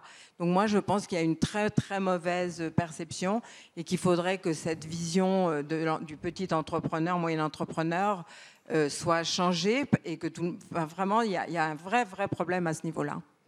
Jean-Michel Blanquer, oui. Je serais plus optimiste que vous. Je pense que le mot entrepreneur est plutôt bien perçu. D'abord, ce qui est intéressant de noter, c'est que c'est un mot français qui est entré dans la langue anglaise. Ça passe pas souvent dans ce sens-là, mais entrepreneur, en tout cas, c'est un mot qui est bien perçu. Oui, à l'inverse de leadership, oui. Mais il y a... C'est le patron plus que l'entrepreneur. C'est ça. Alors, que patron est une connotation péjorative en France, ça, je pense qu'on peut le concéder. Mais entrepreneur, je pense, c'est plutôt un mot bien perçu de ce que je vois en tout cas chez les étudiants que je connais, très bien perçu. On dit même maintenant intrapreneur pour qualifier quelqu'un qui va rentrer dans une grande entreprise mais qui, à l'intérieur, va avoir une logique d'entrepreneur. Et donc, je pense que dans les années qui viennent de passer, les 15-20 dernières années, c'est un mot qui est devenu de plus en plus positif dans l'esprit des étudiants en particulier, et que c'est pour ça qu'il y a autant quand même de création d'entreprises en France et d'auto-entrepreneurs, qui est un phénomène quand même très intéressant aussi. On va inverser peut-être deux questions, les deux questions suivantes, parce qu'on a un peu abordé le sujet, mais pas beaucoup, la question des normes et même du principe de précaution qui serait généralisé un peu à tous nos comportements. Merci. Bonjour, Tariq Elbaz. Donc, on constate que de nombreuses dispositions légales à vocation protectrice sont souvent des barrières à l'audace d'entreprendre. Et donc, on se demandait dans quelle mesure on pourrait assouplir ce carcan juridique. Qui veut répondre? Nicolas Bavrez. Très rapidement, on a deux problèmes sur les normes. Il y a d'abord la prolifération des normes. C'est le président du Conseil constitutionnel lui-même qui est finalement à une assez bon poste, qui est le premier à dire que trop de lois tue la loi et que la loi est devenue aujourd'hui à la fois bavarde et tyrannique. Pourquoi? Parce qu'on a un tas de lois qui ne disent plus rien de juridique, mais qui affichent des orientations ou des principes. Bref, la loi ne veut plus rien dire, mais on n'arrête pas d'en faire. Et si vous prenez une préfecture moyenne en France, elle reçoit plus de 200 000 pages de circulaires par an. ce qui montre le degré de délire bureaucratique dans lequel on est. L'autre problème de la prolifération, évidemment, c'est la fiscalité, où on est arrivé quand même à bloquer complètement la croissance et l'emploi dans un pays qui est la 5e économie du monde ou la 8e en termes de parité de pouvoir d'achat avec les normes et la fiscalité. Un autre problème qui est moins visible mais très important, c'est l'instabilité. Il y a quelques décennies, c'était un problème qui était réservé aux pays qu'on appelait en voie de développement. Aujourd'hui, par le fait que les grands pays développés sont des pays en quasi-faillite, on a des États qui sont devenus des États voyous. Je vous en donnerai, et qui déchirent les contrats. Il y en a deux. Un exemple récent en France, c'est le fameux contrat Ecomove.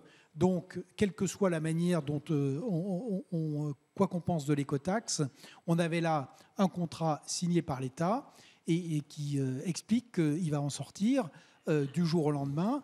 Ça veut dire quand même des pénalités d'au moins 1,2 milliard d'euros. Et pour bien faire, on explique qu'on va sortir de ce contrat en faisant payer les sociétés d'autoroutes, c'est-à-dire en déchirant d'autres contrats qui ont été signés par l'État. Et là, on peut penser ce qu'on veut des sociétés d'autoroutes, mais si vous voulez, on parlait tout à l'heure de confiance. Massé, qui était le commissaire au plan sous De Gaulle, disait que l'État devait être un réducteur d'incertitude. Et ça, c'est très important parce qu'il doit effectivement garantir la sécurité, mais aussi donner de la visibilité pour permettre aux acteurs économiques et sociaux de se projeter dans l'avenir et de construire leurs projets. Aujourd'hui, l'État, notamment en France, c'est un démultiplicateur d'incertitudes. Parce que personne, aujourd'hui, il n'y a plus d'investissement étranger en France, ça a chuté de 70%, parce que personne ne peut venir dans un pays où, à tout moment, vous pouvez être rattrapé par un changement radical de normes juridiques ou de normes fiscales. Et c'est vrai, y compris d'ailleurs des associations, parce que si vous regardez par exemple les menaces de remise en question régulière de l'amendement Coluche ou de ce genre de choses, à chaque fois c'est quand même un surplomb qui peut peser donc, sur l'activité des individus, des associations, des entreprises. Donc voilà pourquoi je crois qu'un des axes de travail très importants de notre pays, ce serait que l'État se remette en position d'être un créateur de confiance, de stabilité. Et donc, il faut réduire le nombre de lois et d'ailleurs nettoyer toute une série de normes absurdes qui ont été installées dans notre pays et réduire la fiscalité, évidemment, et surtout donner de la visibilité. Ça, l'État, normalement, doit le faire. Il fait malheureusement exactement l'inverse. Alors, est-ce que nous... Est-ce que les citoyens que nous sommes ne sont malgré tout pas complices de cette inflation normative, réglementaire, au nom de la protection de notre sécurité? Est-ce qu'on ne tolère pas de plus en plus de normes, le principe de précaution, par exemple? Est-ce que la société civile peut s'exonérer aussi d'une responsabilité dans cette inflation? Non, mais probablement personne ne peut s'exonérer, mais je crois que par glissement progressif, on arrive à quelque chose qui devient difficile. Le principe de précaution entraîne évidemment les précautions qui vont derrière. Les précautions, c'est les normes, c'est les barrières, etc. Donc ça va totalement à l'encontre de tout le débat d'aujourd'hui, c'est-à-dire l'audace. Une loi n'est plus une loi. Une loi est aujourd'hui quasiment un mode d'emploi. Ceux qui les font ont tellement besoin de rentrer dans les détails, que vous prenez ce qu'est une loi qui devrait avoir 3 articles ou 5 articles, c'est-à-dire un cadre de loi, c'est devenu quelque chose qui en général fait 80 articles, 80 pages, incompréhensible, parce que c'est en contradiction avec une autre loi, etc. Donc là, je pense que la première mesure, ça serait de ne pas légiférer pendant 1 an.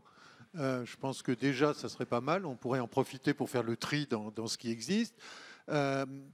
Voilà, ces normes sont des choses qui compliquent vraiment la vie parce qu'on ne peut pas s'en exonérer. On a travaillé avec le gouvernement sur la suppression d'un décret de 1896 qui était un décret qui était dans les successions, qui créait une petite complexité. Ben, pour supprimer ce décret, il a fallu 1 an. Parce qu'il avait relation avec 6 ministères, tout d'un coup, un nombre inconnu de procédures, d'évolutions, etc., qui empêchaient même de supprimer ce truc qui avait 3 lignes. Donc c'est aussi ça, c'est-à-dire C'est très dur la réforme administrative en France parce que le système est tellement imbriqué que chaque fois que vous bougez un truc, c'est... D'ailleurs, regardez toutes les mesures de simplification administrative qu'on nous promet, elles ont du mal à arriver, et probablement pas par mauvaise volonté de l'État, mais probablement par l'hyper-complexité dans laquelle on est aujourd'hui qui rend les choses étouffantes. Et la machine s'arrête, quoi, parce que vous ne pouvez plus créer. On va peut-être prendre déjà des questions dans la salle. Bonjour. Bonjour monsieur. Alors je vous ai écouté et pour moi le thème c'était comment justement on change les choses. Or là vous avez quand même un auditoire acquis puisqu'on a tous l'audace de venir un samedi matin vous écouter et il y a un goût de trop peu parce qu'on se rend compte qu'effectivement là aujourd'hui il y a une initiative individuelle face à l'État.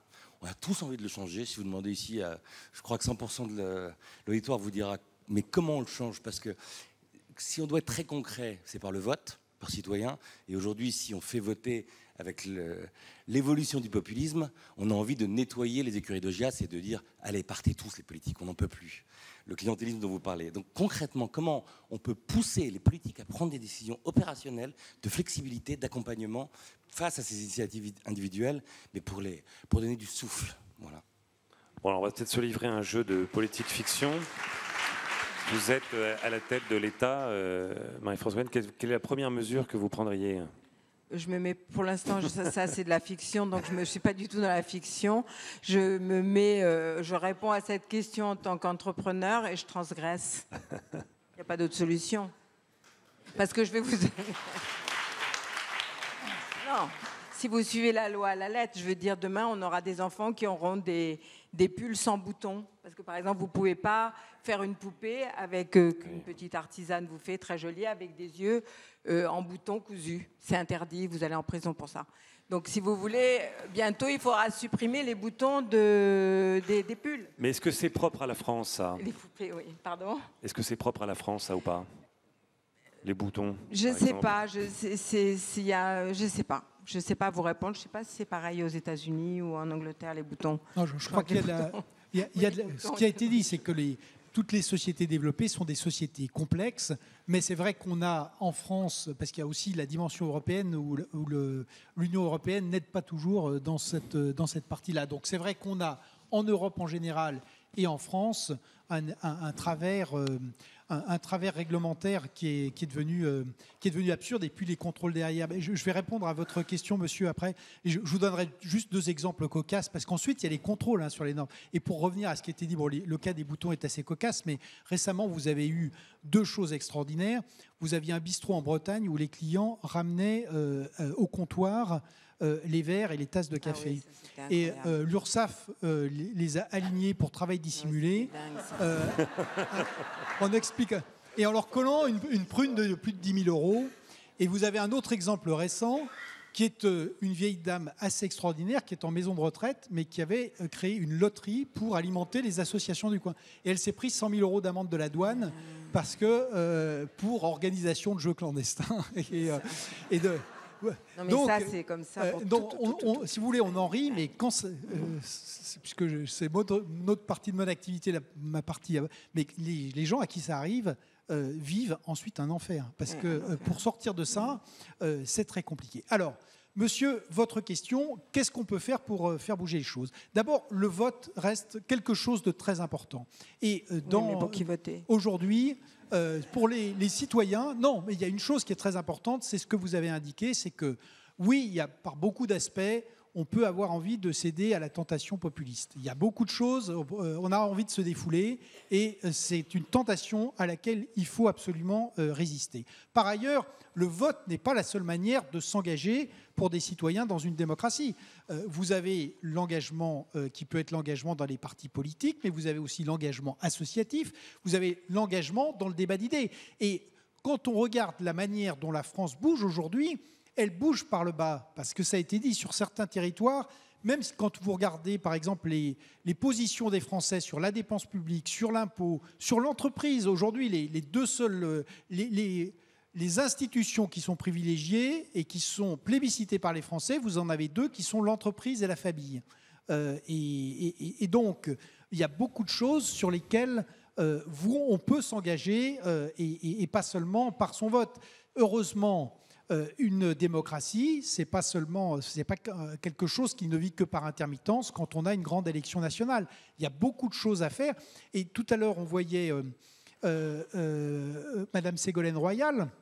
Je ne partage pas toutes ses idées, mais sur la démocratie participative, elle en a fait, malheureusement, je crois, pas forcément le meilleur des usages en 2007, mais c'est une idée qui est extrêmement utile et qu'on peut faire vivre de beaucoup d'aspects.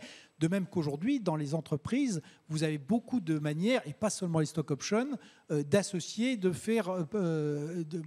construire une collectivité qui intègre évidemment les parties prenantes et au premier rang les salariés. Donc voilà ce qu'on peut faire, je crois, concrètement. Donc pas seulement dans le ciel des idées, mais dans la réalité des choses. Alors concrètement, en fait, mais concrètement, personne ici à cette table va vous donner la clé. Vous n'allez pas partir avec la clé qui ouvre la porte du changement. Ah si. Vous n'aurez pas ça, sans avoir au moins une réponse. Hein. Pas du tout.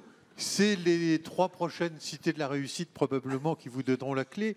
C'est-à-dire qu'en fait, ce que vous avez entendu, ce qu'a dit Nicolas, ce que chacun d'entre nous a dit sur cette table, c'est qu'on est dans un moment où de toute façon la société est bloquée. On a des grands risques, on les connaît. Oui, mais sur le constat, tout le monde est d'accord. Non, attends. Ce que je veux dire, c'est on a bien évoqué que la question était une question aussi culturelle. Et ça, c'est fondamental. C'est-à-dire la question culturelle, il faut que tout le monde accepte de vouloir faire du changement et se projeter sur l'extérieur et essayer de... Et ces questions de gens qui travaillent au niveau de la périphérie, des associations, des micro-entreprises ou des entreprises plus grandes, etc., c'est tout un changement de mentalité qui ne se voit pas encore. Parce que ce qu'on raconte aujourd'hui par la presse, par la télé, tout ça, c'est essentiellement ce qu'il y a au-dessus du plancher de verre, qui n'est pas de verre, puisqu'on ne voit pas ce qu'il y a en dessous. Donc l'évolution culturelle, je ne dis pas la révolution, l'évolution culturelle, à mon avis, est en marche. Et je pense qu'il n'y a que comme ça que ça peut changer. On est vraiment des enfants de la révolution. Ce que disait Nicolas est juste, il n'y a pas de constituant entre l'État et le citoyen, mais il faut que l'État ne soit pas un gérant de l'intérêt général, il faut qu'il en soit un garant. Et donc, il faut qu'il recule là-dessus. Mais en attendant, c'est compliqué parce que la classe politique, elle est comme elle est. Et il faut commencer à faire son empreinte au niveau des collectivités locales, au niveau de la ville, et puis ensuite des communautés de communes, et remonter comme le saumon remonte la rivière. Parce que de toute façon, aujourd'hui, personne n'est capable de vous donner la solution. C'est pas parce qu'on va quitter l'Europe, c'est pas parce qu'on va retourner aux France, c'est pas parce que tous ces trucs totalement idiots. On va prendre d'autres questions. Non, je voulais juste rajouter que vous êtes d'une génération qui avait vraiment la chance d'avoir Internet et vous pouvez échapper à la règle par Internet. Je pense que ça, c'est une des façons de faire aussi évoluer les choses. Allez, une autre question. Bonjour. Bonjour, oui, monsieur. Oui, bonjour. Oui, Julien Bourré, je suis coach. J'ai une petite question. Pardon, excusez-moi. Allez-y, monsieur, je vous en prie. Oui, je ne crois pas du tout à ce que vous avez dit. Je suis désolé de le dire. Ce que vous avez dit, que la société aujourd'hui qui est bloquée puisse se débloquer comme vous l'avez décrit, je ne crois pas du tout. Je crois que si depuis 30 ans, nous sommes dans cette situation, quels que soient les élus que nous avons choisis, que ce soit à gauche ou à droite, c'est parce que le logiciel est mauvais. Et le logiciel est mauvais, il atteint aujourd'hui un blocage parce que nous avons 60% de nos représentants qui sont des représentants de la fonction publique, et que si on veut changer quelque chose, il faut changer le logiciel. Pour changer le logiciel, eh bien, il ne faut pas que demain, on ait 60% de nos représentants qui soient de la fonction publique. Il faut remettre la société civile dans le circuit. Si on ne fait pas ça, on ne changera pas. Aujourd'hui, la fonction publique ne se révolutionnera pas elle-même. Elle ne le fera pas. Ni la révolution, ni nos représentants aujourd'hui qui sont à l'Assemblée nationale. Ce n'est pas leur intérêt, ils ne le feront pas. Alors penser qu'il y aurait un De Gaulle ou qu'il y aurait un Schröder qui va sortir demain de France, quelqu'un qui pensera à l'intérêt général et non pas comme aujourd'hui, eh ben, il y a eu un De Gaulle il y a plus de 50 ans, je n'en vois pas un arriver aujourd'hui. Jean-Michel Blanquer, où est-ce que vous voulez ? Oui, tout à fait. Alors, d'abord Jean-Michel Blanquer et puis Nicolas Bavrez, on prendra une autre question. Oui, cette notion de logiciel, finalement, c'est un peu ce qu'on a quand même tous dit. C'est-à-dire, il n'y a évidemment pas de baguette magique. Croire en la baguette magique, c'est déjà aller à l'encontre de la solution. Et c'est plutôt à une évolution culturelle de la société. C'est pour ça que, pour ma part, j'insiste tant sur l'éducation. Je pense qu'on a raison d'insister sur les normes aussi, sur la logique normative. Là, c'est plutôt le constitutionnaliste qui parlera là. Je pense qu'on est dans notre système juridique et politique doit beaucoup plus traduire une logique de confiance qu'une logique de contrôle. Ça a été dit, mais si on applique vraiment ça, ça a beaucoup d'importance. Par exemple, une nouvelle codification qui permettrait d'avoir un système juridique beaucoup plus simple et beaucoup moins contraignant fait partie des conséquences de ça. Et en fait, la question que vous pose, monsieur, c'est est-ce que ce pays, s'il était gouverné donc avec des ministres, davantage de ministres sortis de l'ESSEC et moins de l'ENA, ça marcherait mieux ou... Il faudrait que le président de la République ait fait, l'ESSEC plutôt qu'HEC, c'est ça, voilà. Il a fait HEC quand même. Là. Mais je pense... Alors, si vous m'amenez par là, il y a ce que Nicolas Bavrez a dit sur les élites. Ce que j'observe, c'est que les élites elles-mêmes ont ce discours-là sur les élites. Et je ne mettrai pas dans le même sac toutes les élites. Je pense qu'il y a en effet un conformisme que j'ai vu de mes yeux moult fois chez un certain type d'élite. Et ce serait trop long de développer pourquoi. Et en effet, il faut en finir avec ça. Ça nous renvoie à la manière dont on organise les concours en France, par exemple. Le fait qu'à 20 ans, tout se décide, alors qu'à mes yeux, c'est plutôt une dizaine d'années plus tard que des choses peuvent commencer à être prouvées. Cette notion de preuve est absolument importante dans le processus de décision. Et c'est la petite pierre que j'apporterai pour répondre à vos deux questions, en fait. C'est qu'on doit avoir l'esprit un petit peu plus rigoureux, sérieux, dans notre manière d'aborder la chose publique. Or, trop souvent, nous décidons en fonction d'émotions ou en fonction de mode, alors même qu'aujourd'hui, nous avons beaucoup plus qu'auparavant les moyens d'avoir la preuve que quelque chose marche ou que quelque chose ne marche pas. C'est pour ça que c'est en effet très important d'accorder de l'importance à l'initiative locale et de voir ensuite si elle peut avoir une dimension virale, une dimension contagieuse quand elle correspond à une bonne pratique. Et c'est aussi pour ça que quand on a des idées de réforme, il est bon de commencer à petite échelle et ensuite de généraliser. Et cette méthode, elle a deux vertus. Elle a une vertu scientifique d'abord, c'est-à-dire on fait de l'expérimentation et on regarde si ça marche. Et puis ensuite, elle a une vertu qui a beaucoup trait à l'audace, parce que c'est ce que j'appellerais la vertu pionnière. C'est-à-dire que vous, même dans des systèmes qui paraissent irréformables, par exemple l'éducation nationale apparaît souvent comme un système irréformable, eh bien il faut créer des percées, et dans ces percées ensuite, eh bien, il y a d'autres choses qui viennent s'engouffrer. Cette méthode-là, c'est-à-dire la méthode, encore une fois, par la preuve et par la percée, me paraît être la bonne méthode, et c'est ça qui peut nous permettre de faire évoluer les choses. Nicolas Bavrez, vous voulez répondre à monsieur? Je pense que la question que vous posez, elle me fait penser à la phrase du général de Gaulle qui disait que la France ne fait jamais des réformes qu'à travers les révolutions. Ce que vous appelez le changement de logiciel, en réalité, c'est la révolution. Or, aujourd'hui, la révolution, depuis la chute de l'Union soviétique et avec la déflation, elle est passée à l'extrême droite. Et c'est pour ça que moi, je pense, et les hommes providentiels, malheureusement, on ne les décrète pas. On souhaiterait tous avoir un Clémenceau ou un De Gaulle à portée de la main. Vous les voyez peut-être, moi j'ai plus de mal. Et donc, c'est pour ça que moi je me bats avec des résultats pour l'instant lamentables, j'en conviens, mais pour être plutôt du côté de la réforme. Et cette réforme, elle passe aujourd'hui par la société civile et par les citoyens. C'est plus lent, c'est pas dans les gènes de la France, mais c'est aujourd'hui, je pense, la seule vraie carte qui peut faire bouger le pays. Parce que le changement par le haut, aujourd'hui, si vous devez l'avoir, ce sera par un vote qui mettra Madame Le Pen à la tête du pays. Et je ne crois pas que ce soit vraiment... Je pense que c'est la meilleure manière d'aggraver les difficultés au lieu de les régler.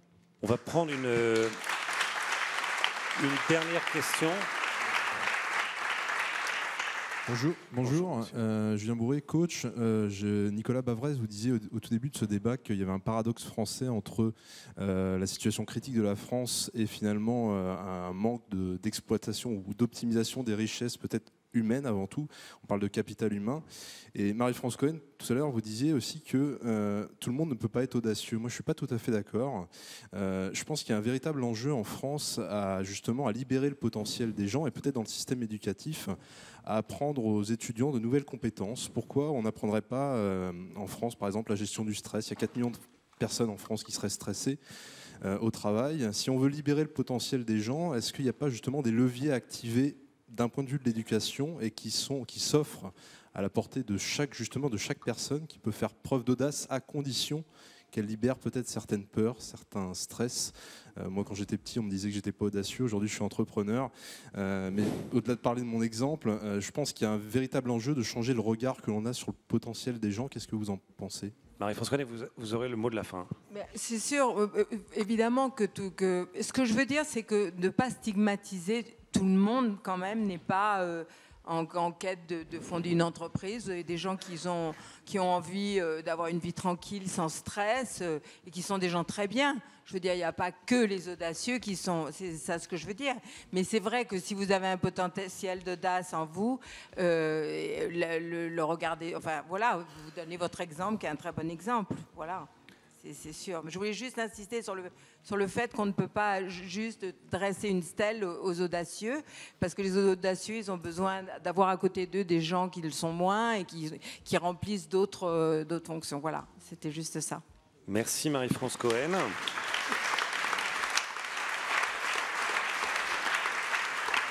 Merci à Nicolas Bavrez, à Jean-Michel Blanquer et Francis Charon. Merci aux étudiants là, qui nous ont aidés à préparer ce débat. Et merci à tous. La cité de la réussite se poursuit.